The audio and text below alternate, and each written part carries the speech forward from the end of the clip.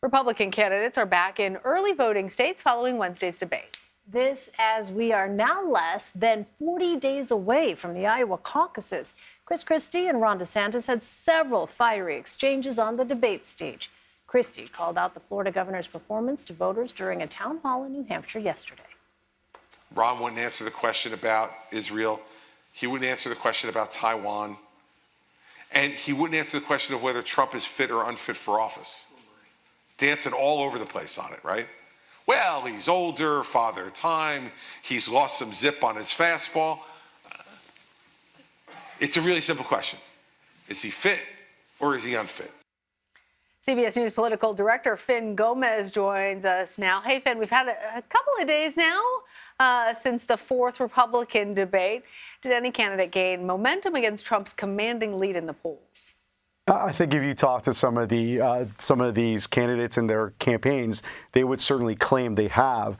However, if you look at some of the polls that we have seen in the aftermath of the debate, of course, some of that data was accumulated, was garnered before the debate. But if you look at this poll, Trump still has this very dominant lead in the Republican primary race. However, there was a new Wall Street Journal poll that came out the day after the debate that showed that Nikki Haley had increased her position to number 2 in the primary race, still way behind Donald Trump, who was at 59. That was a national poll. And there was also a Washington Post Ipsos poll that came out right after that said that Ron DeSantis, of the Republican caucus goers and voters, caucus goers and voters who watched the debate, they felt that DeSantis performed best, followed by Nikki Haley in second. But they are out. You have several of these candidates out. They're out in the early states. They're in Iowa this weekend. They're going to Congressman Randy Feenstra's event. He's a Republican Republican congressman in Iowa. They're going to try to, he's one of the few members of the Iowa delegation that said that he will endorse in the race. And so they're all going there. They're spread out, trying to garner some more support, but there's still quite a uphill climb if you look at the recent polling in comparison to where Donald Trump is in this race right now. Still, Haley's team has to be celebrating now. Yeah, I would imagine so. So let's talk a bit more about former President Trump. He's expected to take the stand in his company's New York civil fraud trial on Monday, as you know, Finn. I'm wondering, at this point, do we have any indications of the kind of impact, if any, his legal cases could have on his White House bid? So far, Lana, if you look at the polling again, especially with amongst Republican primary voters, you haven't really seen that this has really hurt him. Right, but if anything, it's been the opposite. It's actually he's garnered momentum because of it, in part because of how the campaign has framed it, how the former president has framed this as a political witch hunt, as a political calculated witch hunt, if you will, by the Biden administration and the DOJ against the former president. So it hasn't really hurt him there.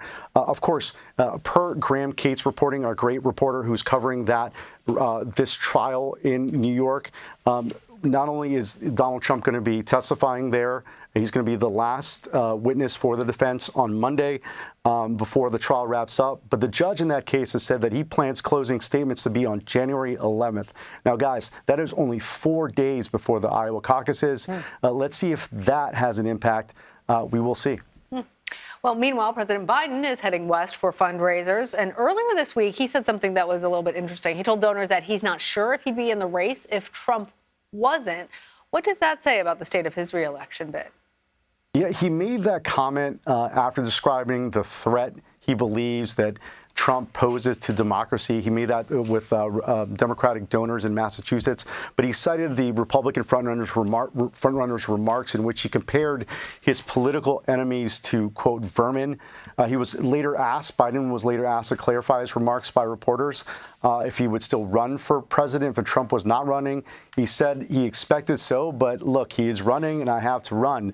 I did speak to a source close to the Biden campaign who told me that comment did should cause some surprise and some concern, but it did reflect what the president thinks of his candidacy right now, of his reelection bid.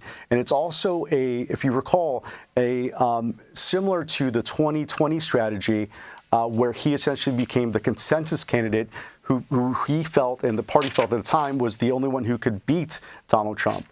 If you look at some of the hypothetical matchups right now in some of the recent polling that we have seen on a national level, Biden is behind Trump about 3 to 4 points on average. So there is some concern about what he had said, but also it does show what he is thinking and what the strategy is with about less than a year out into that November election. All right, Finn Gomez, thank you. Thanks, guys.